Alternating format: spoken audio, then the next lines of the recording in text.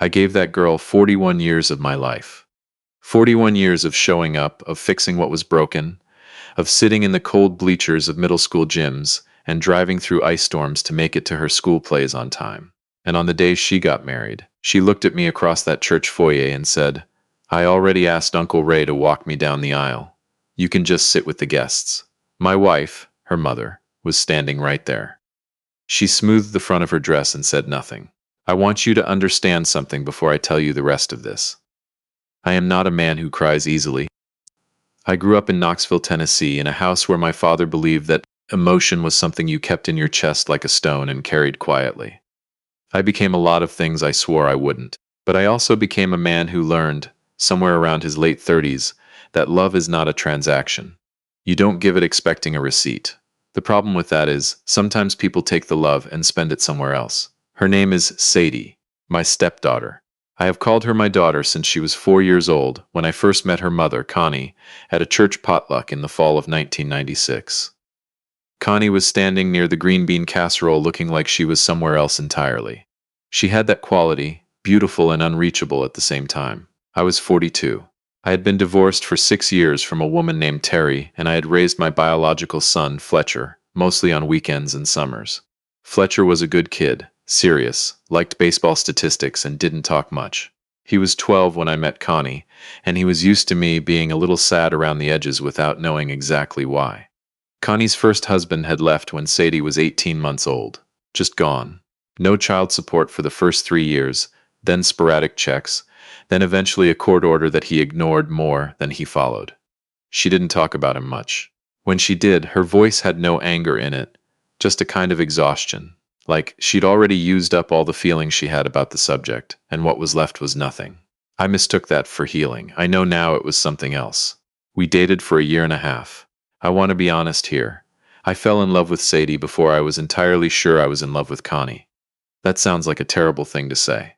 But Sadie used to come running out the front door when I pulled into the driveway, still in her pajamas on Saturday mornings, holding some drawing she'd made of a horse, or a rainbow, or whatever 4-year-olds draw when they're happy.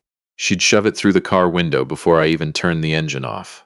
"I made this for you," she'd say, every single Saturday. Like she'd been waiting all week. You don't recover from something like that. You just decide to stay.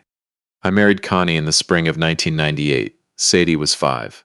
We had a small ceremony at the county park, not because we couldn't afford more, but because Connie said big weddings made her nervous.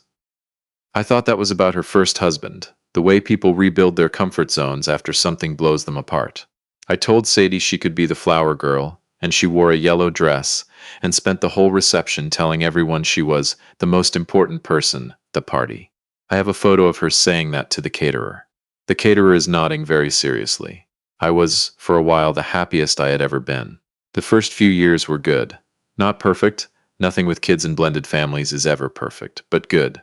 Sadie called me Daddy until she was about 7.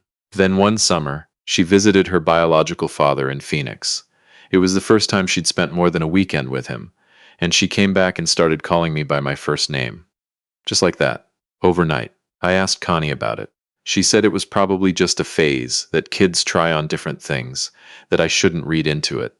She said it the way you say something when you've already decided the conversation is over. It wasn't a phase. I don't blame Sadie for that. I want to be very clear about this. She was 7 years old. 7-year-olds do not make their own decisions about who to love and how to label it. They absorb what's around them, like a sponge dropped in whatever water is closest. What was closest to Sadie that summer, I later found out, was her biological father telling her she had a real dad and that real dads deserved real names. And what was closest to Sadie when she came home was her mother not correcting it. Not once. Not ever. Connie had this quality I didn't understand until much later. She kept her life in separate compartments, like one of those old-fashioned tackle boxes with all the different trays. Her relationship with me was in one tray. Her relationship with Sadie was in another. And her unfinished business with her first husband, the resentment and the guilt, and the complicated grief of a marriage that shattered before it should have, was in a tray she never opened in front of me. But Sadie lived in all the trays at once. And Connie, without ever saying a word out loud, managed to communicate to that little girl that the man in the house was temporary infrastructure. Useful, present, But not the load-bearing wall. I didn't see it happening. That's the honest truth. I was working. I drove a delivery route for a medical supply company for 22 years. Not glamorous work, but steady, and I was good at it. I left the house by 5:30 most mornings and was back by 4. And in those hours between 4 and bedtime, I tried to be as present as I knew how to be. I helped with homework. I coached Sadie's soccer team for 2 seasons, even though I didn't know anything about soccer and had to watch YouTube tutorials in the parking lot before practice. I fixed her car when it broke down the first time, standing in a parking lot in January in Charlotte with my hands going numb, because she called me instead of calling a tow company, and I wanted to be the kind of person she called. I was there. For 21 years before that wedding, I was there. The trouble didn't announce itself. That's how it always works, I think.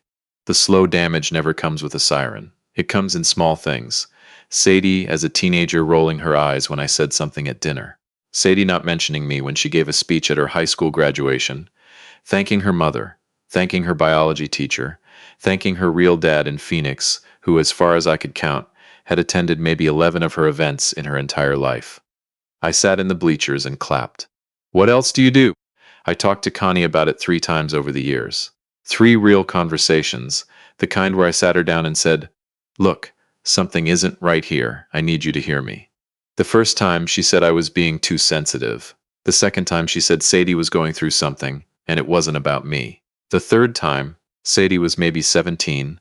Connie looked at me for a long moment and then said, "She knows who you are to her. You don't need her to say it." I held on to that. I held on to it the way you hold on to a thing that isn't quite enough, but is all you've got. There was a period when Sadie was in her early 20s and had moved to Raleigh for work, where things thawed just slightly. She'd call on Sundays sometimes. Not every week, but sometimes. She got engaged to a man named Tim when she was 26.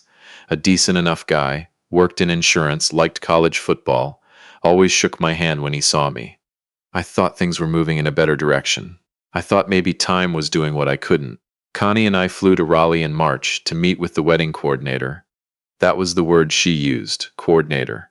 And the fact that there was a coordinator told me this wedding was going to be larger than anything I had ever personally been part of. We sat in a little conference room with fabric swatches and seating charts, and Sadie went through the whole program like she was running a board meeting. Flower arrangements, catering, transportation from the hotel. At the end, the coordinator asked about the processional. Sadie said, "I'm having my uncle walk me down the aisle." The coordinator wrote it down. I sat there. Connie sat there. Neither of us said anything for what felt like a very long time. Then the coordinator moved on to the next item, and Sadie moved on to the next item, and the moment just slid away like a plate off a wet counter. We didn't talk about it on the drive back to the hotel. Connie said she was tired. She ordered room service and fell asleep with the TV on. I sat in the chair by the window and watched the parking lot for a long time, the way you watch something when your brain has gone somewhere it can't bring words back from yet. I did not sleep that night. I lay in the dark next to my wife and thought about a little girl in a yellow dress telling a caterer she was the most important person at the party. I thought about cold January parking lots and soccer practice and homework and 21 years of mornings where I got up and showed up because I believed that was what love was. Not a feeling, a practice, a discipline, an endless series of choosing to be there even when they're offered you nothing back. And somewhere around 2 in the morning, I made a decision. Not about revenge. I want to be clear about that too. I didn't lie there plotting anything. What I decided was simpler and harder than revenge. I decided to stop performing for an audience that had already made up their minds. I was 63 years old. I had given my best years to a family that had chosen, quietly and without malice, and therefore without the courtesy of a clear explanation, to keep me at the edges. And I was done sitting in the guest section at my own life. I got up very early. Connie was still asleep. I took a piece of hotel stationery from the desk, and I wrote Sadie a letter. Not a long one, not angry. I told her I had always loved her. I told her I always would. I told her that love didn't require anything from her. Not a title, not acknowledgement, not an aisle. I told her that I hoped her wedding was everything she wanted it to be, and that I hoped Tim was the kind of man who showed up. And then I told her I wasn't going to be at the wedding. I folded the letter and put it in an envelope, and I left it at the front desk for the coordinator to deliver. I drove home alone, 11 hours. I stopped once in Virginia for gas, and a cup of coffee that tasted like hot cardboard. And I sat in the parking lot of a Shell station for about 20 minutes just watching the interstate and feeling something I couldn't name. Not relief exactly, not sadness exactly. Something more like the feeling you get when you've been holding a door open for a long time and you finally let your arm drop. Connie drove home separately. When she arrived, she walked in the door and looked at me and said, "That was cruel." I said, "I know." She said, "She's going to be devastated." I said, "I hope so. Because the alternative is that she won't be, and I don't know which of those is worse." Connie didn't speak to me for 4 days. Then she spoke to me, but it was the speaking that couples do when they're mostly speaking past each other. Functional, logistical, designed to fill silence without actually offering anything. I knew what that meant. I had known for a while. The wedding was in September. I was not there. I watched exactly 0 photographs of it, because Connie, to her credit or her own grief or both, did not show them to me. I did receive a text from Sadie the day after. It said, "I got your letter. I need time." I wrote back, "Take all you need. I mean that. I meant it then. I mean it now." What happened over the next 2 years I can only tell you from my position, which is incomplete. I know that Connie and I separated in February, 8 months after the wedding. We had been running out of things to hold together for a while, and the wedding was just the moment when we both stopped pretending otherwise. We sold the house in April. I moved into a small rental in Asheville. My brother lives there, and I needed to be near someone who had known me before I became someone's inconvenient second choice. The divorce was finalized in October. No drama, no lawyers screaming at each other, just paperwork and the particular silence of 2 people who have already grieved the thing they're officially ending. I'm going to tell you something I don't say out loud very often. The year after the separation was the loneliest I've ever been. Lonelier than my first divorce. Lonelier than any of the years I sat in the margins of that family and told myself it was enough. Because at least in those years, I had the busyness of the trying. I had a purpose, even a thankless one. When the trying is over, there's just the quiet, and the quiet asks you questions you're not always ready for. I started walking. Long walks, not for fitness. I'm 65 now, my knees have opinions, but because it gave me somewhere to go with my body while my head sorted itself out. I walked along the river trail in Asheville most mornings, and occasionally I talked to my brother in the evenings over bad bourbon. I worked part-time. I started going to a men's group at a church, not for the religion particularly, but because it was a room full of men my age who were trying to figure out the back half of their lives without a script. I found that useful. About 14 months after the wedding, I got a phone call from Sadie. She asked if she could come see me. She'd driven down from Raleigh, 4 hours, without Tim, which told me something about the nature of what she needed to say. I made coffee. We sat at the kitchen table in my little rental, and she looked at me the way adults look at you when they're about to say something they've been rehearsing for a long time and are no longer certain is adequate. She said, "I've been in therapy." I said, "Good." She said, "My therapist helped me see some things about how I was raised. About how Mom," she stopped and started again. "About the messages I got about you. About men in general. About—" She stopped again. I don't know how to make this not sound like an excuse. Because I know it's not an excuse. You didn't deserve what I did. What I said. What I didn't say for a lot of years. I didn't say anything for a moment. The coffee maker was still running. I remember that. The particular sound of it, that last gasping gurgle before it goes quiet. I said, "I know you didn't do it to hurt me." She said, "That doesn't make it right."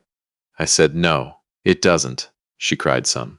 I got up and got her a paper towel from the counter, because the only tissues I owned were in the bathroom, and somehow neither of us wanted that kind of interruption. She laughed a little at the paper towel. I sat back down. She said, "Why didn't you come to the wedding?" I said, "Because I was 63 years old and I had spent 21 years in the guest section. And I thought, if I kept showing up and accepting whatever space was offered to me, I was teaching you that I agreed I belonged there. And I didn't agree." She sat with that for a long time. Then she said, "I wish you'd been there." I said, "I know. I wish I had too." And that's a complicated thing to hold, that both of those things are true at the same time. That I made the right choice and I missed something I will never get back. That she wished I was there and also made the decision that made it impossible for me to stay. That love can be real and sincere and still not be enough to overcome the walls people build before they're old enough to know they're building them. We have lunch now, occasionally. She comes to Asheville, or I drive up to Raleigh. Tim comes sometimes. Tim, to his credit, is warmer to me than Sadie was for most of her life, which is its own kind of irony. She's in therapy, and I can see it, the way she works at things, the way she catches herself mid-sentence and says, "No, let me try that differently." I am proud of her for that. I have always been proud of her. That part was never complicated. Connie and I don't have contact anymore. I don't carry anger about that. She was a person who was broken in ways she never really examined, and she broke things around her the way broken things do. Not intentionally, not cruelly, just by being what they are. I hope she's okay. I think about her sometimes on fall mornings, which is when I always think about the version of people I met first, before I knew the whole story. Fletcher, my son from my first marriage, lives in Colorado now with his wife and their 2 kids. He called me after the separation and said, "Dad, I'm sorry." I told him he didn't need to be sorry. He said, "I know. I'm just sorry anyway." I told him that was fine. I told him that was actually a very decent thing to say. He drove out to see me last Thanksgiving. We ate at a diner because neither of us felt like cooking a whole turkey for 2 people. We talked for about 4 hours. He told me about his kids, about his job, about a hike he'd done in Utah. I told him about the men's group and the river trail and the bad bourbon with his uncle. At the end of the night, he hugged me, which is not something we'd done much, Fletcher and I, because of all that Knoxville stone-in-the-chest business I inherited. And then, God help me, partly passed on. And he said, "I'm glad you're all right." I said, "I think I actually am." That surprised me when I said it. But I held it up and looked at it and decided it was true. I want to say one last thing for whatever it's worth. I am not sharing this because I want anyone's sympathy or because I believe I did everything right. I didn't. I stayed quiet when I should have spoken. I accepted terms I shouldn't have accepted. I confused endurance with virtue and called it love, and those are not the same thing. But I also never stopped loving that little girl in the yellow dress, and I never will. And somehow, in this small rented house in Asheville, with my bad knees and my river trail and my brother and my son who drives 8 hours just to sit in a diner, I found something I didn't expect to find after all of it. I found out that I am, in fact, a man worth showing up for. It just took me leaving to prove it.